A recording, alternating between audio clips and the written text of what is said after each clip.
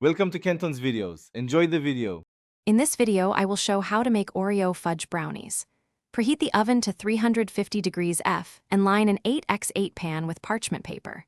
Melt butter and chocolate together over low heat until smooth, then remove from heat and stir in sugar and eggs until glossy.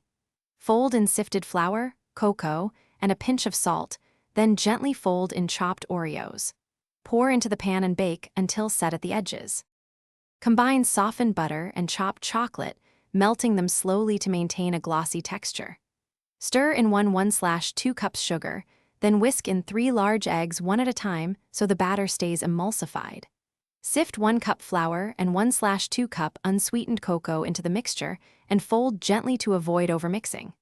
Fold in chopped Oreos at the end, pour into an 8x8 pan, and smooth the top before baking. If you're finding this guide helpful, please subscribe and like so I can make more tasty tutorials.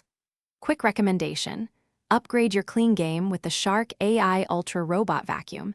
It listens to voice control and keeps floors spotless so crumbs from Oreos don't stand a chance, and it saves you time during prep and cleanup.